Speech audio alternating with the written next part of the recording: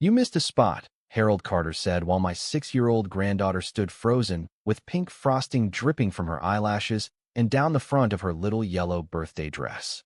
Some people laughed. Not loud at first. Just nervous little laughs from adults who didn't want to make things awkward at a child's birthday party in a quiet, gated neighborhood outside Tampa.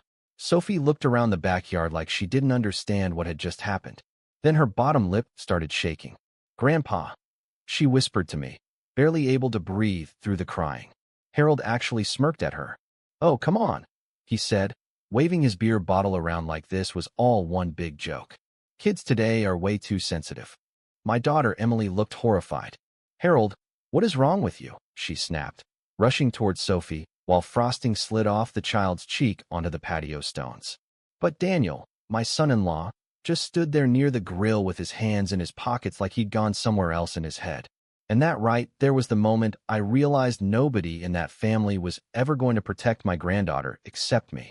10 minutes later, Harold answered a phone call that wiped the smile off his face so fast it honestly looked like someone had punched the air out of him. And the worst part? None of them knew who I really was before I became an old man sitting quietly at family cookouts. Before I tell you what happened that afternoon, I just want to say this real quick.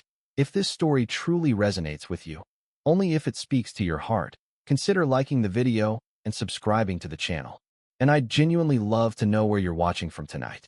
Leave your city, your country, and your local time down in the comments because it still amazes me how stories like this connect people from all over the world. My name is Richard Holloway. Most people call me Rick. I'm 71 years old, and this was the night my family finally learned that staying quiet doesn't always mean being weak. It started on a humid Saturday evening back in June, the kind Florida gives you where your shirt sticks to your back before the sun even starts going down.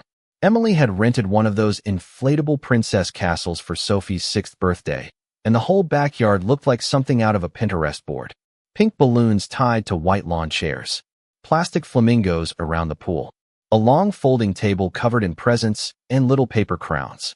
Sophie had spent 2 weeks talking about this party. She even called me 3 nights earlier just to tell me what flavor cake she picked.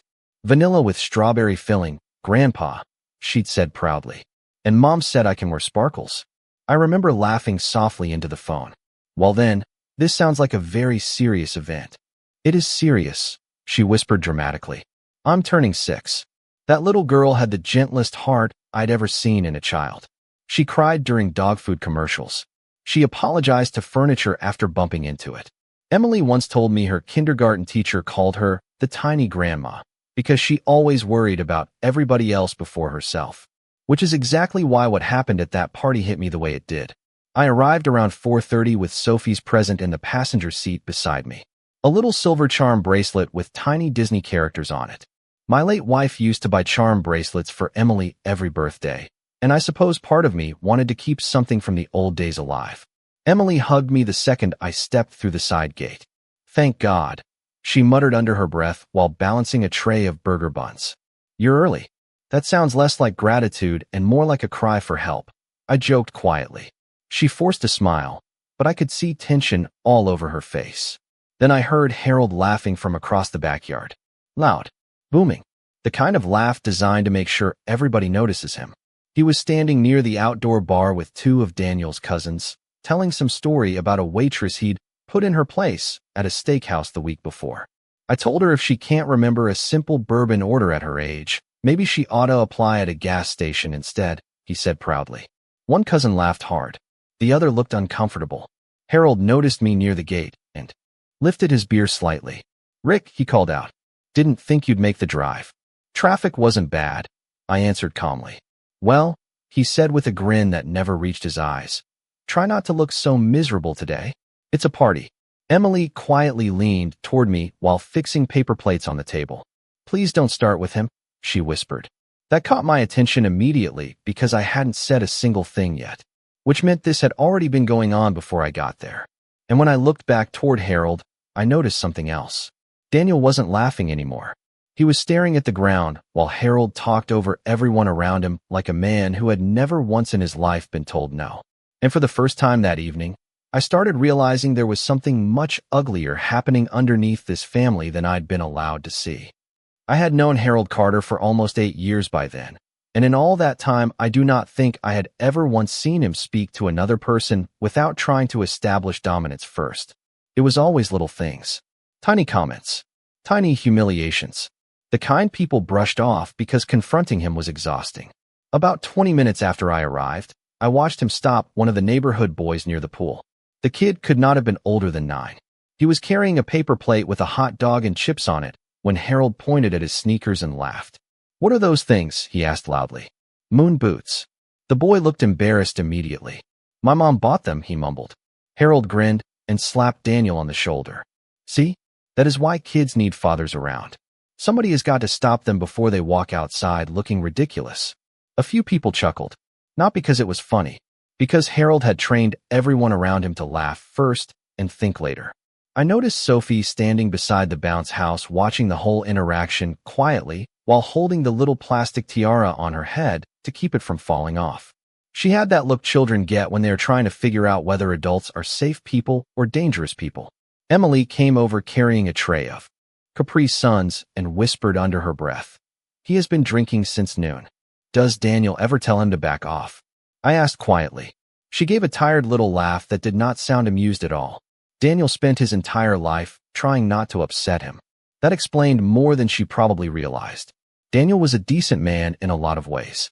Soft-spoken, hard-working, good with Sophie when nobody else was around. But around Harold, he became 12 years old again. You could see it happen physically. His shoulders tightened.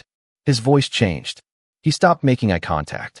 At one point, I watched Harold criticize the way Daniel was grilling burgers in his own backyard. "Too much heat," Harold barked while grabbing the spatula right out of his hand. "Jesus Christ, did nobody teach you basic cooking?" Daniel just stepped aside. "I got it," he said quietly. "Clearly not," Harold answered. Emily saw me watching and immediately looked away, embarrassed. That bothered me more than the actual comment. Nobody should feel embarrassed because their husband is being bullied by his own father at 40 years old. Around 5:30, the kids started opening presents under a white canopy tent near the pool. Sophie sat cross-legged on a pink blanket while Emily helped organize the gifts beside her. She was smiling again by then, showing everybody her missing front tooth every time she laughed. For a minute, the whole thing finally felt normal. She opened art supplies from one aunt, a stuffed sea turtle from Daniel's coworker, and a giant Disney castle from me that nearly knocked her backward when she tried to lift the box. "Grandpa Rick," she squealed. "This thing is huge." "Well," I said, pretending to think about it seriously, "you are 6 now. I figured you could handle the responsibility." She giggled so hard she snorted. Even Harold laughed at that one, though his kind of laughter always sounded more like performance than happiness. Then Sophie opened a small jewelry box from Harold and his wife Linda. Inside was a pair of tiny gold earrings. Emily's smile faded almost instantly. "Oh," she said carefully. "Those are pretty." Harold looked irritated right away. "What is?" With that tone, Emily hesitated. "Dad, Sophie does not even have pierced ears." "So pierce them," Harold snapped back. "Girls should look presentable." The entire table went awkwardly quiet for a second. Sophie looked confused and touched her own ears self-consciously. Emily forced another smile that looked painful. "We are waiting until she is older." Harold rolled his eyes dramatically and took another drink of beer. "That is the problem with this generation. Everybody is afraid to parent their kids." I noticed Daniel staring at the grass again instead of saying anything. And then I noticed something else too. Linda, Harold's own wife, never once defended him. Not once. She just sat there quietly folding napkins over and over in her lap without looking at anybody directly. That was when a strange feeling settled into my stomach, because people do not go that silent around one difficult man unless they have spent years being trained to survive him. And standing there in the middle of all those balloons and smiling family photos, I started realizing Harold Carter was hiding something much bigger than a bad temper.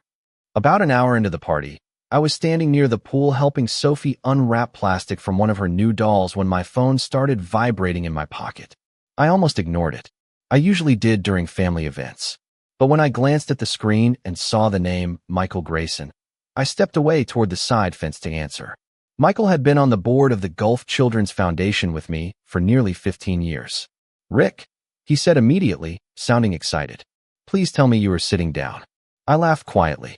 At my age, that is not exactly difficult.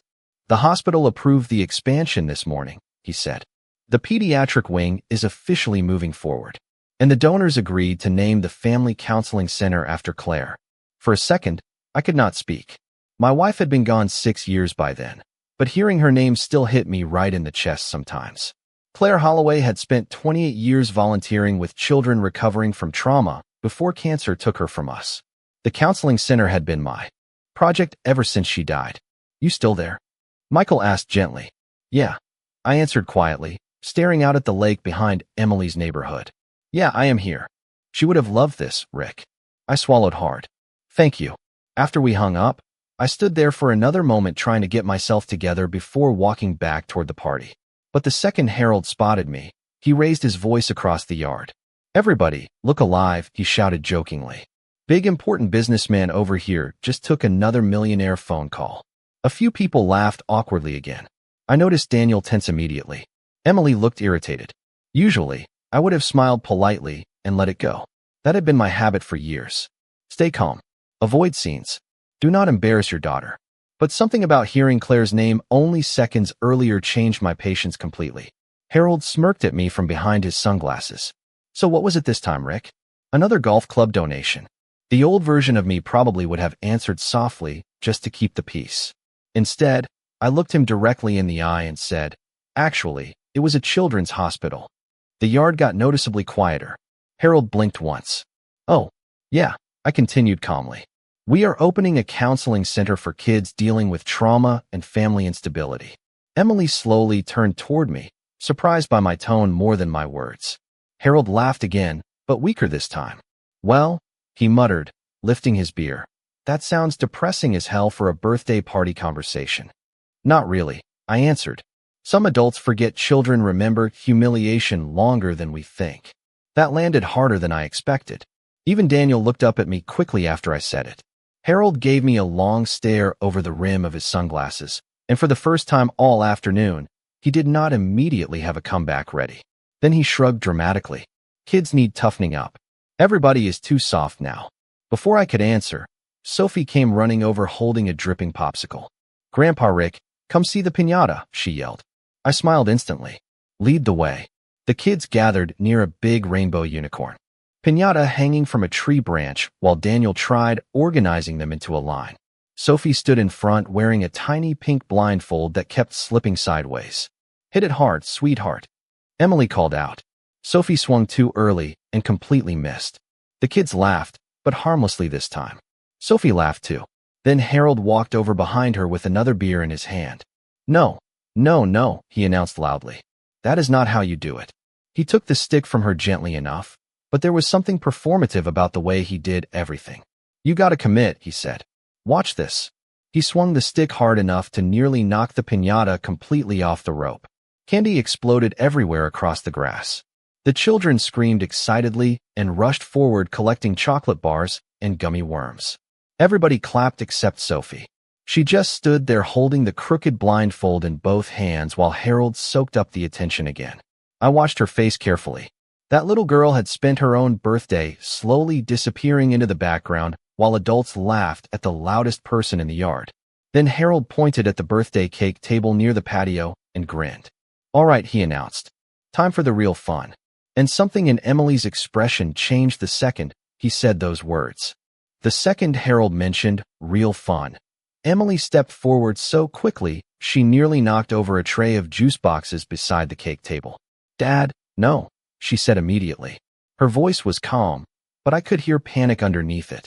Harold looked genuinely confused for about half a second before that smug little grin returned to his face. Relax, he said. It is tradition. Sophie had wandered over beside the cake by then, still clutching 2 pieces of candy from the piñata. The cake itself was beautiful. 3 layers with pink frosting flowers around the edges and little edible glitter stars across the top. Emily had ordered it from a bakery almost 40 minutes away because Sophie wanted it to look like a princess castle. Harold pointed at the cake with his beer bottle. Every birthday kid gets a little frosting on the nose, he announced loudly. To everybody nearby, right? A couple relatives nodded uncertainly. One of Daniel's cousins laughed and said, yeah, we used to do that growing up. Emily shook her head immediately. Sophie does not like messy stuff on her face, she said firmly. We already talked about this. Harold rolled his eyes dramatically. Oh my God, Emily, she is 6 years old. Not a hostage negotiator. A few people laughed again, softer this time. Sophie looked up at her mother nervously. Mommy. Emily crouched beside her. You are okay, honey. Nobody is doing anything you do not want. But Harold heard that and immediately leaned into the moment like he smelled weakness. See, that right there, he said, pointing at Emily. That is why kids become spoiled now. Too much coddling. Daniel finally walked over from the grill carrying a plate of burger buns. Dad? He muttered quietly. Just let it go. Harold turned toward him instantly. Excuse me. Daniel froze. I watched it happen again. That same invisible shrinking. I just mean, Daniel started carefully. Maybe Soph does not want. You letting your wife run your house is exactly why this kid cries over everything, Harold interrupted. The backyard went uncomfortably silent. Emily stood up slowly. Do not talk about my daughter like that. Harold laughed once through his nose and looked around at the relatives like he was waiting for backup. You all seeing this? He asked sarcastically. I cannot even joke with my own granddaughter anymore. And there it was. The manipulation. Suddenly, he was not the aggressor anymore. He was the victim of overly emotional people ruining everybody's good time.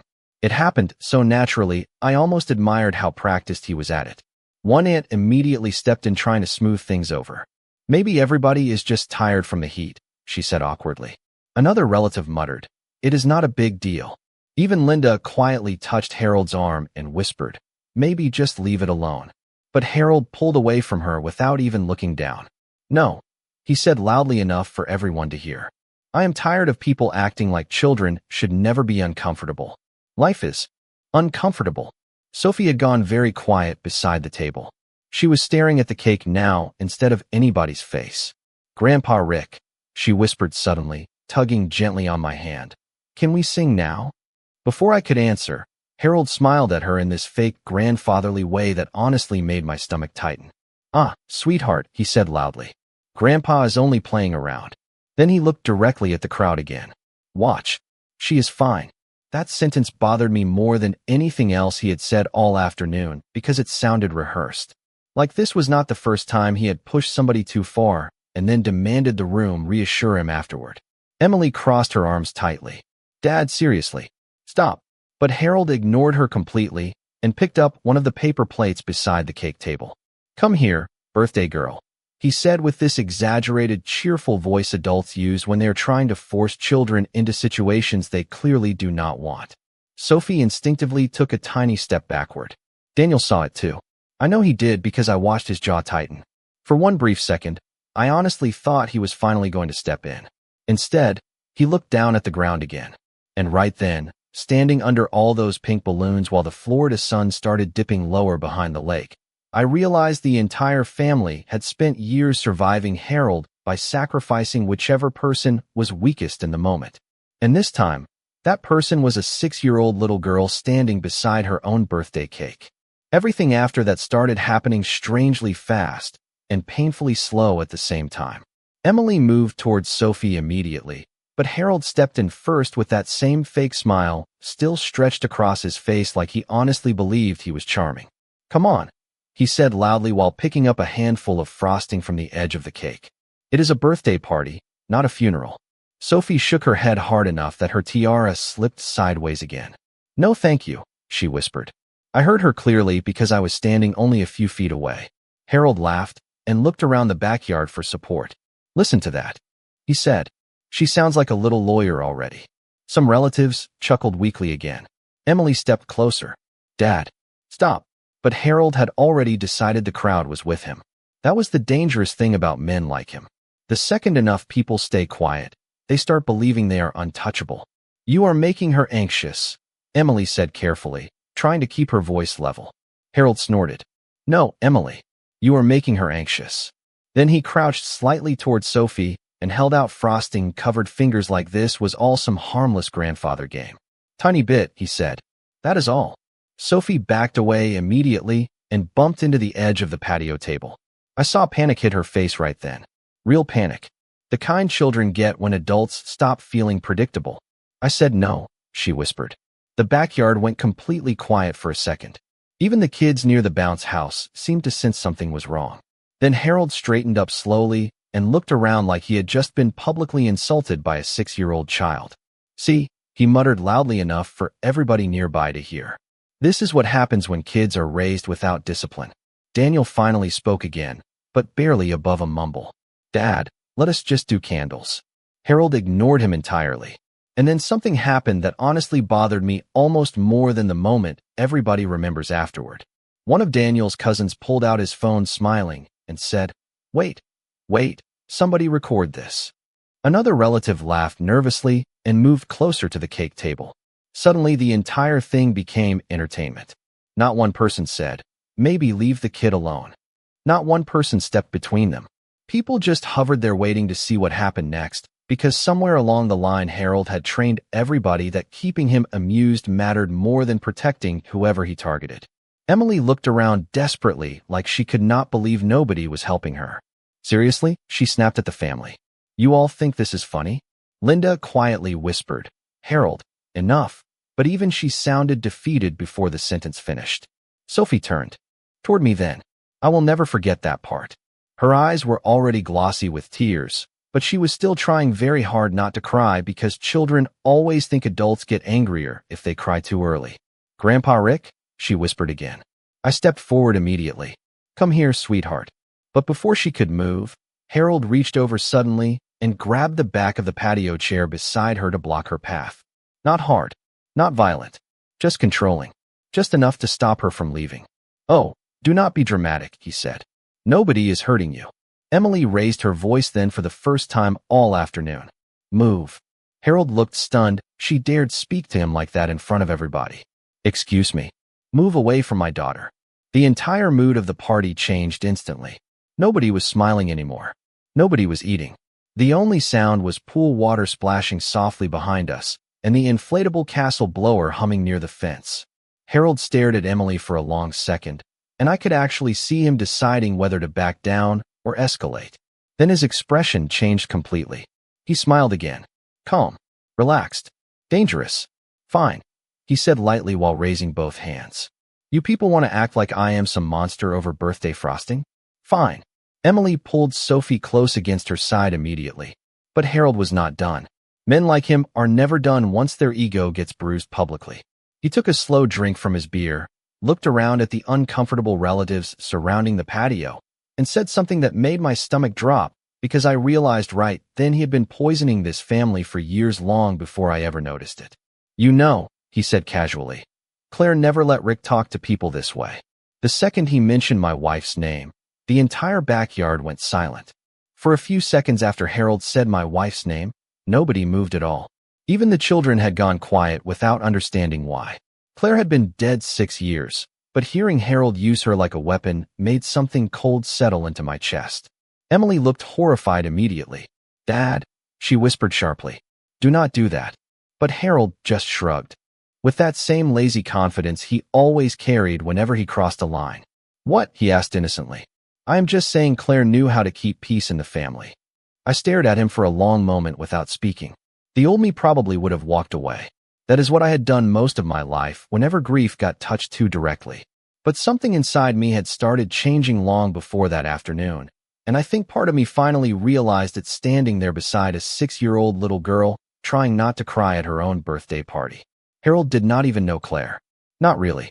He met her twice before the cancer got bad. Twice. Yet there he was talking about her like he understood our marriage better than I did. Emily stepped closer to me carefully. "Dad," she said quietly, checking my face. I could tell she was worried I was about to lose my temper. But honestly, I was too tired for anger at that point. Tired in a deeper way. The kind that settles into people after enough funerals and hospital rooms and lonely nights in quiet houses. After Claire died, the silence in my home nearly destroyed me. People always talk about missing someone's voice, but nobody warns you about the tiny sounds disappearing too. No footsteps upstairs. No coffee cup in the sink. No humming in the kitchen on Sunday mornings. Just emptiness. I spent the first year after her death sleeping on the couch because I could not stand seeing her side of the bed untouched. Emily used to call me every night around 9 o'clock back, then just to make sure I had eaten dinner. "What did you have tonight?" she would ask. Most nights I lied. Chicken, I would say. Salad. The truth was usually crackers or nothing at all. Grief makes people disappear slowly if nobody pulls them back. Sophie was one of the few reasons I eventually came back at all. When she was born, Emily brought her to my house wrapped in a pink blanket barely bigger than a towel. I remember holding that little baby against my chest while Emily slept upstairs for the first uninterrupted nap she had gotten in weeks. Sophie opened her eyes, stared directly at me, and squeezed my finger with this tiny hand no larger than a spoon. And something inside me restarted that day. That little girl gave me a reason to keep existing after Claire was gone. Which was exactly why standing there now watching adults humiliate her for social comfort made me feel physically sick.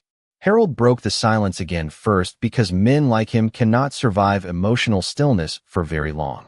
Everybody needs to calm down, he announced while grabbing another beer from the cooler. This whole thing got blown out of proportion. One of Daniel's uncles nodded quickly. Yeah, let us just sing happy birthday. Emily stared at them in disbelief. Seriously? She asked quietly. That is what we are doing. Nobody answered her directly. That was the moment I finally understood the real problem. It was not Harold alone. It was an entire family system built around keeping one difficult man comfortable no matter who got hurt in the process. Daniel looked miserable by then. He rubbed both hands over his face and muttered, "Can we just get through tonight?" Emily turned toward him so slowly it honestly hurt to watch. "Get through it," she repeated softly.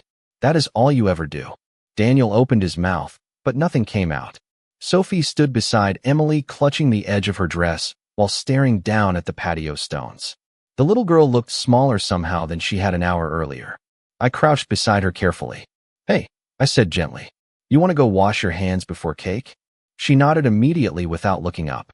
I held my hand out, and she grabbed it so fast it nearly broke my heart. As I walked her toward the sliding glass doors into the house, I heard Harold behind me saying something else under his breath to the relatives near the grill. I could not hear all of it clearly, but I heard one sentence perfectly. "Rick acts like he is better than everybody now because he throws money around." And that was the exact moment I realized Harold had absolutely no idea who he was talking about.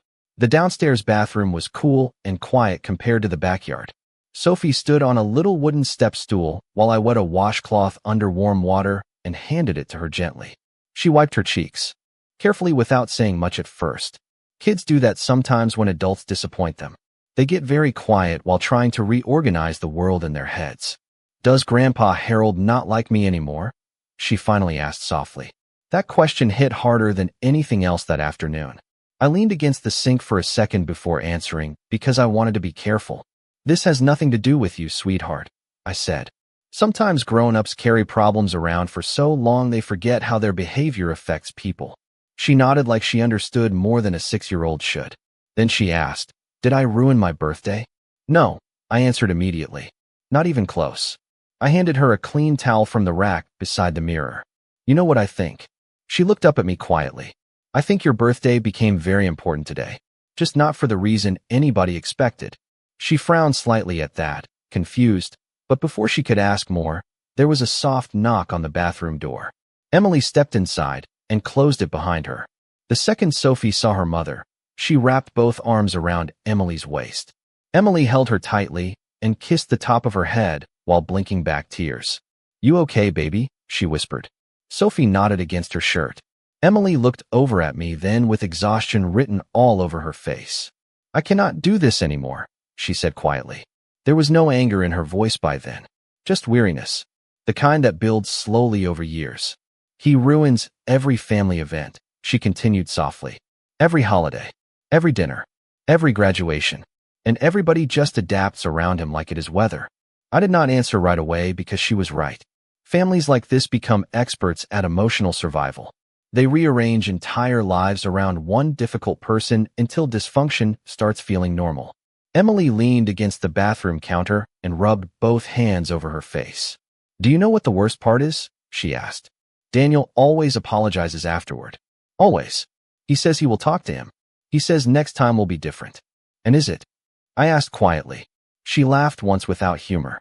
"No," Sophie had started, drawing little circles in the steam on the bathroom mirror by then, calmer now that she was away from the backyard. Emily watched her for a second before speaking again. I used to think if I stayed patient long enough, eventually Daniel would stand up to him, she admitted. But I do not think he knows how anymore. I nodded slowly because I had started realizing the same thing. Harold had not just controlled rooms. He had trained people, especially his own son. Every uncomfortable silence, every insult disguised as humor, every time the family chose peace over honesty.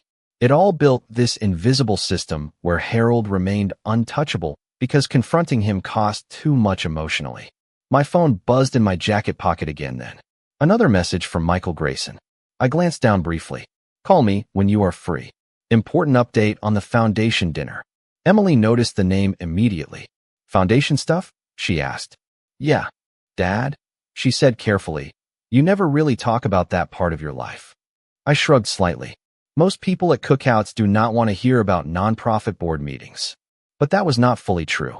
The real reason I rarely talked about it was because I learned years ago that success makes insecure people strange, especially men like Harold.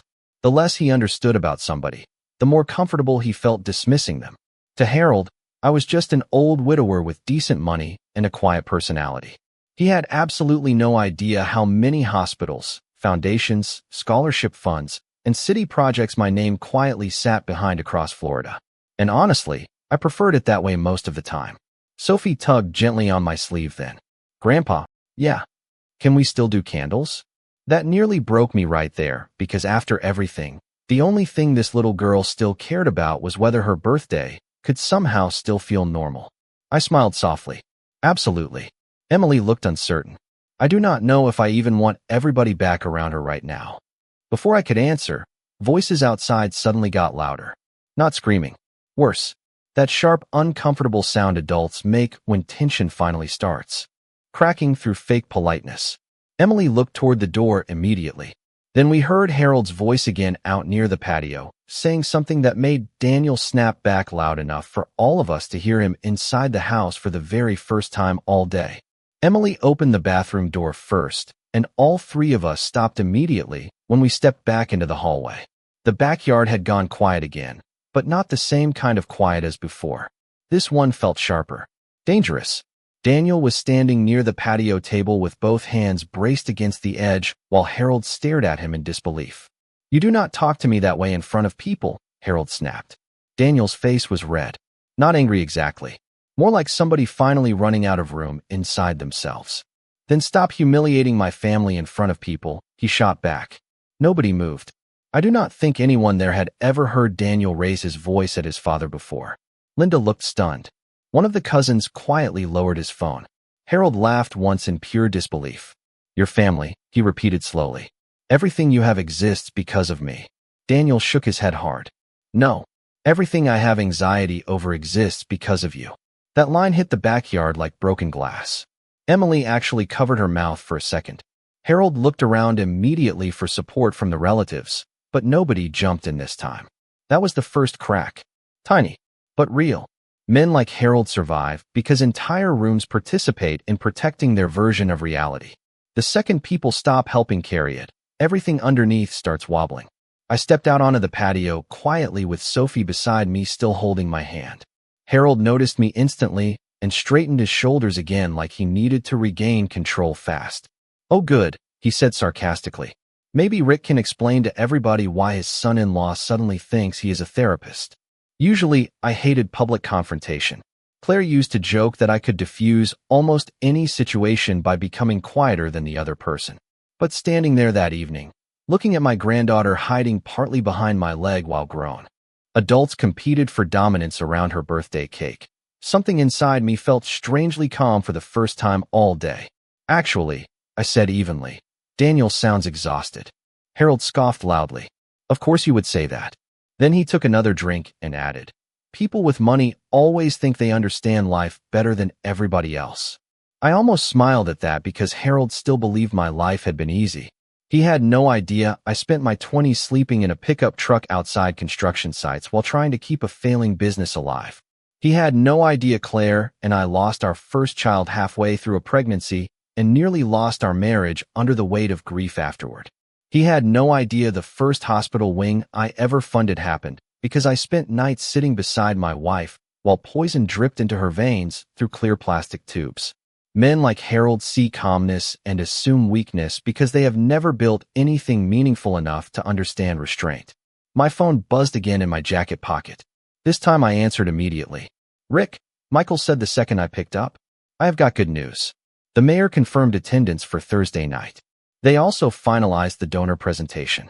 I glanced out across the backyard while he talked. Harold was still standing near the cake table, pretending not to watch me. "That is great," I said calmly. "You still planning to introduce the pediatric expansion personally?" Michael asked. "Of course." "Good," he replied. "And the board loved your proposal about family trauma outreach. Honestly, Rick, half this city trusts your judgment more than the hospital administration at this point." Harold's expression shifted slightly the moment he heard the word board. "I will call you later," I told Michael before hanging up. The silence afterward felt different now. Curious. One of the uncles looked at me carefully and asked, "Hospital board?" "A few of them," I answered simply. Harold folded his arms immediately. Defensive now. Must be nice having enough free time to play philanthropist. Emily actually laughed under her breath at that, and I realized something important right then. Harold had spent years controlling rooms by acting like he was the most powerful person present. But power only works when nobody checks the illusion. Sophie tugged gently on my sleeve then and whispered, "Grandpa, are we still doing candles?" I looked down at her little sparkly shoes beside the patio stones and smiled softly. "Yes, sweetheart," I said. "I think it is finally time."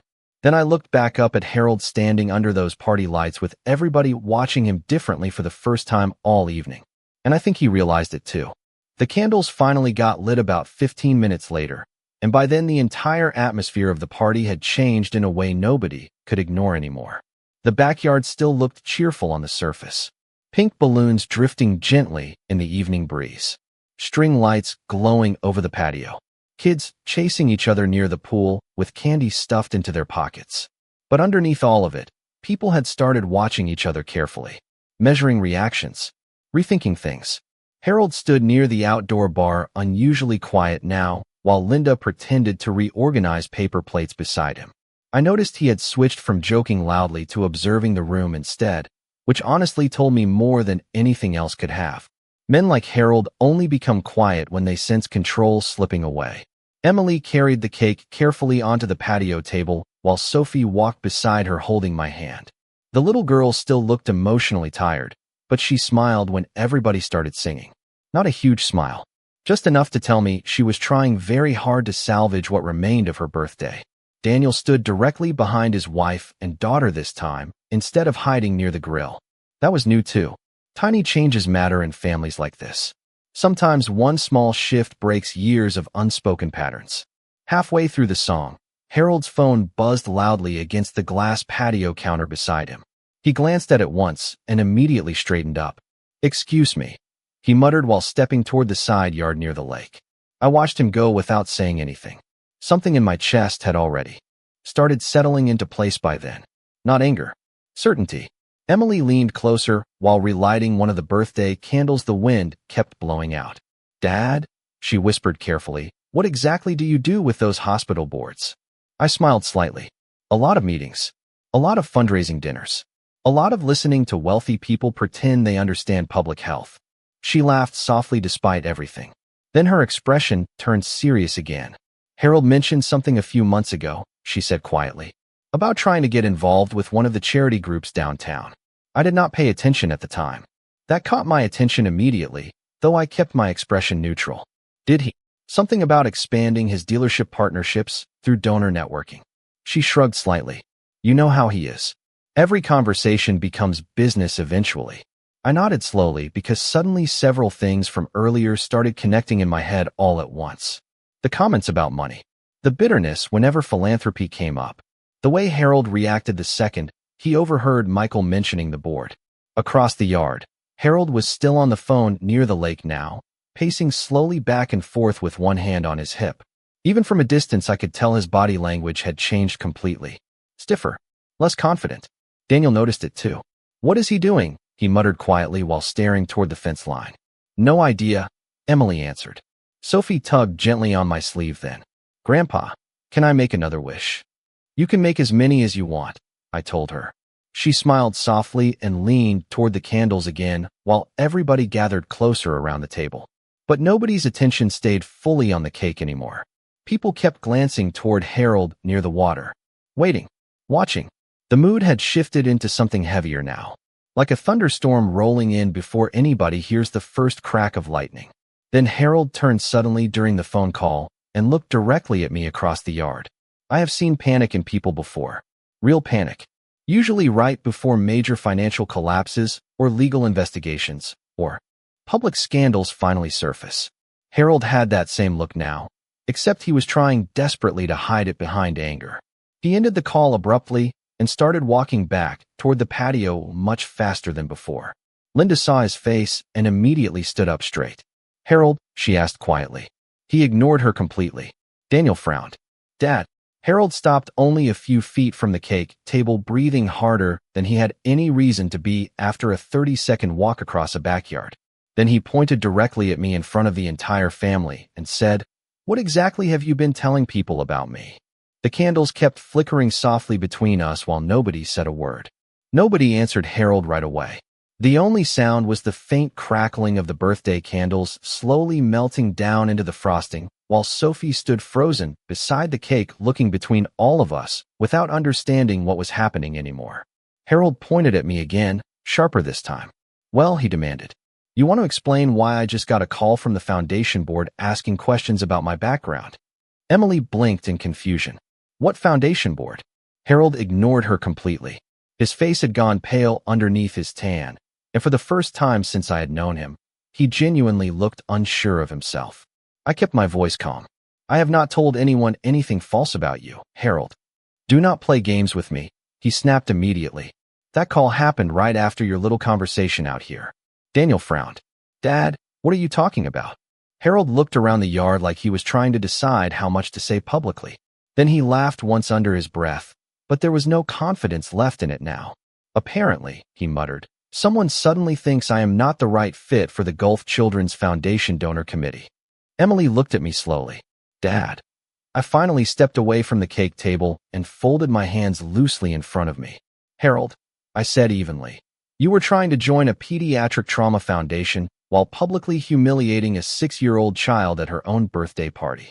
His expression hardened immediately. "Oh, for God's sake, you are still doing this." "No," I answered quietly. "You are." The silence after that felt enormous. One of Daniel's cousins slowly lowered his drink onto the patio table without taking his eyes off either of us. Linda looked completely blindsided. "Harold," she whispered carefully, "you never told me you applied for the donor board." Harold shot her an irritated look. "Because it was business." "No," I corrected calmly. "It was networking." He stared at me. I continued before he could interrupt.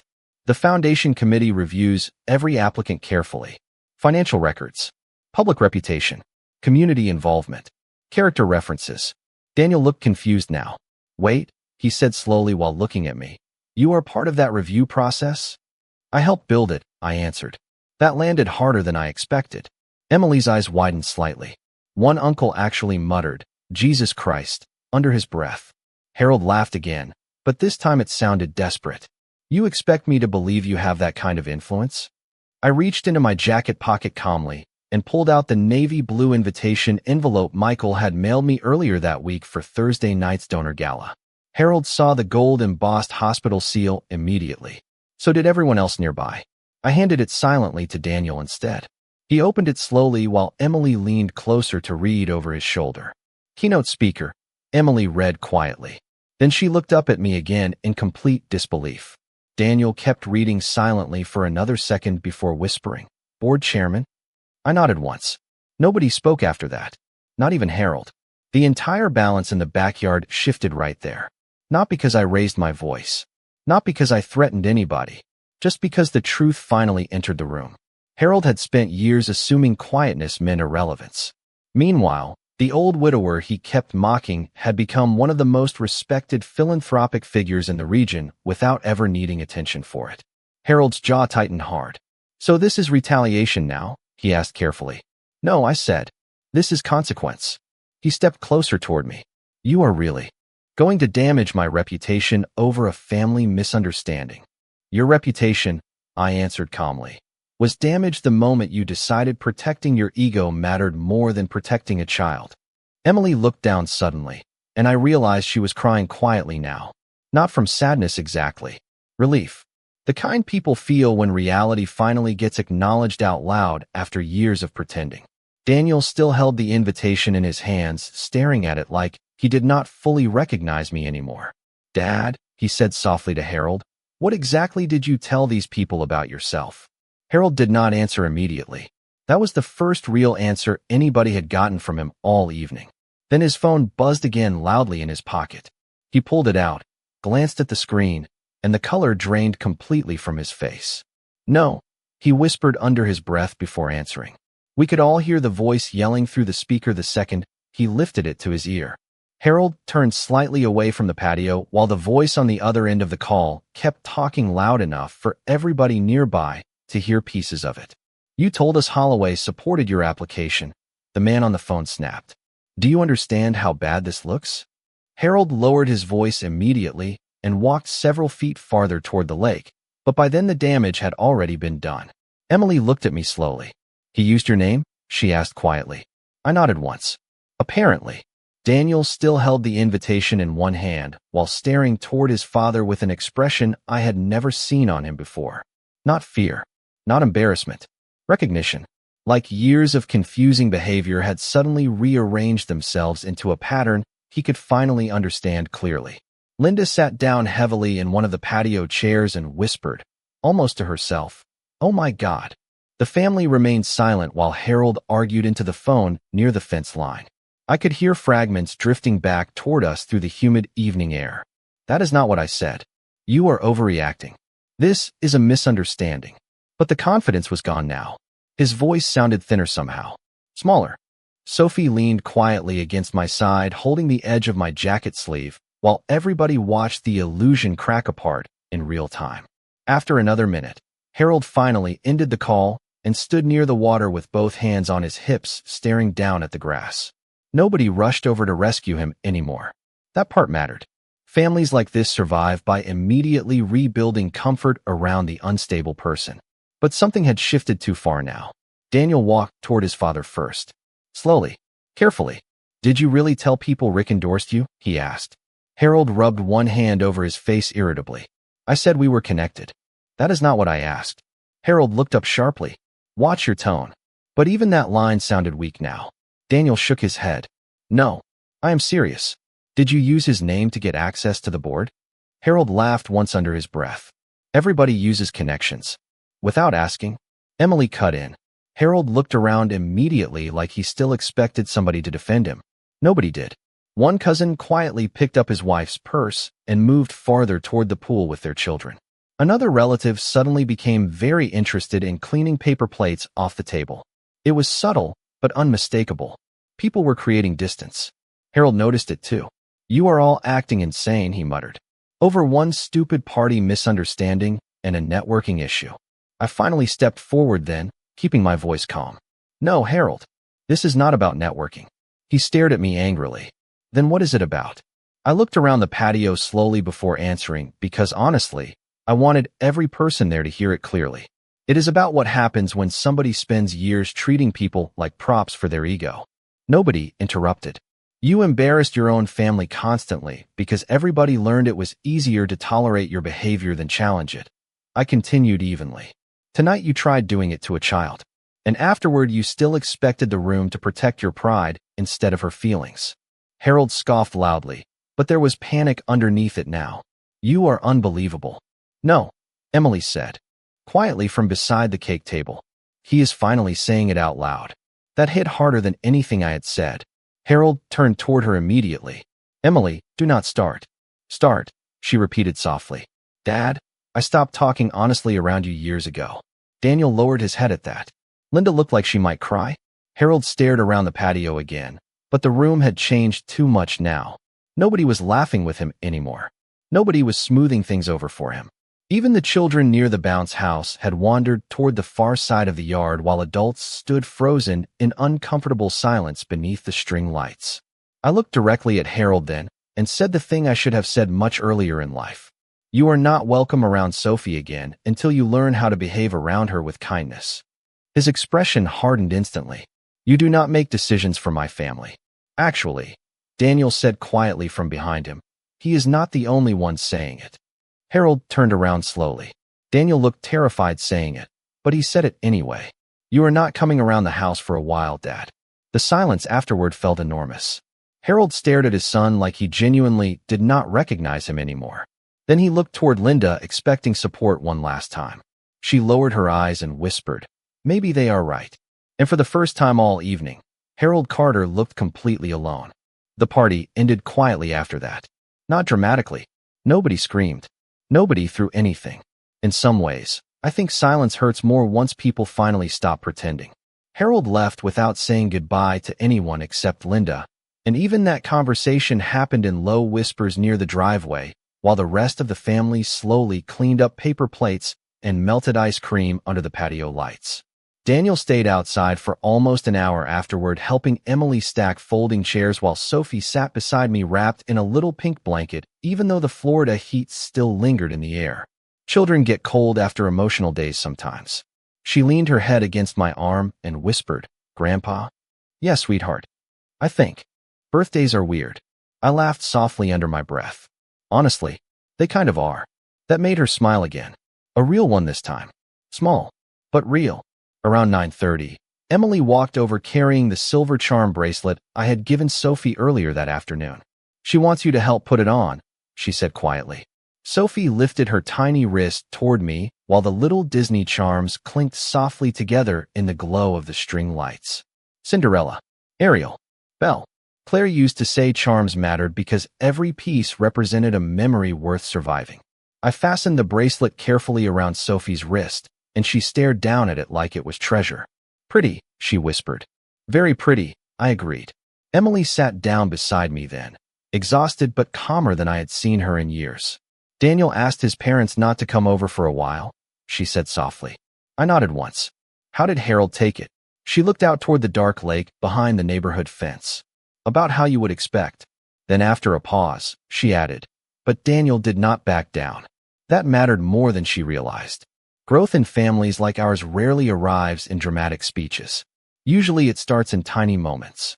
A boundary held, a silence broken, a child protected instead of sacrificed for peace. Over the next few months, things changed slowly. Not perfectly, but honestly. Daniel started therapy. Emily stopped apologizing for setting limits. Linda began visiting the house alone sometimes, just to spend time with Sophie without tension hanging over every conversation. And Harold? Well, people like him do not transform overnight just because consequences finally catch them. But distance changes things, especially when nobody keeps feeding the behavior anymore. The foundation board officially rejected his donor committee application 2 weeks later. Not because I demanded it. I did not have to. His own conduct spoke loudly enough once people looked closely. Funny how truth works like that. It does not always explode immediately. Sometimes it waits quietly until the room is finally ready to hear it. A few months after the birthday party, the Pediatric Counseling Center officially opened downtown. Emily and Daniel came to the ceremony with Sophie, wearing a little white dress and sparkly shoes. There was a gold plaque near the entrance with Claire's name engraved beneath the hospital logo. Sophie traced the letters carefully with her fingertips and asked me, "Was Grandma kind?" I looked at that plaque for a long moment before answering. "The kindest person I ever knew." Sophie nodded thoughtfully and said, "I think she would want kids to feel safe here." I almost cried right there in the hospital lobby. Because she was right. That was the whole point of all of it. Not money. Not influence. Not power. Safety. Dignity. Protection. People spend so much of life believing strength means dominating rooms, or controlling people, or forcing everybody else to stay small around them. But real strength is quieter than that. Real strength is protecting softness in a world that constantly tries to harden it. If you are listening to this tonight while dealing with someone who makes you feel small just to feel important themselves, I need you to hear me clearly. Their inability to value your feelings does not reduce the value of your feelings. You do not have to keep sacrificing your peace just because somebody else mistakes control for love. Boundaries are not cruelty. Distance is not betrayal. Sometimes protecting yourself emotionally is the first truly honest thing you will ever do. And if you have children in your life, or grandchildren, or even people who simply trust you deeply, remember this. They are always learning from what you tolerate. They watch who gets protected. They notice who stays silent. They remember more than adults think they do. I believe God gives us moments in life where we quietly decide what kind of person we are going to become after pain. Not louder, not harder, just clearer. My name is Richard Holloway. I am 71 years old, and the biggest lesson I want to leave with you is this. Never let keeping the peace cost a child their sense of safety. Thank you for spending this time with me tonight. Truly, stories like this remind people they are not crazy for feeling hurt, and they are not weak for finally choosing themselves. If this story stayed with you in some way, I would genuinely love to hear your thoughts in the comments. And if you feel like joining us for more conversations like this, you are always welcome here. There are more stories ahead in this playlist about families, healing, betrayal, second chances, and the quiet moments that change people forever. Some are heartbreaking, some are hopeful, but all of them come from the same truth. Sometimes the hardest thing a person will ever do is finally stop pretending everything is fine. And sometimes that is exactly where a better life begins.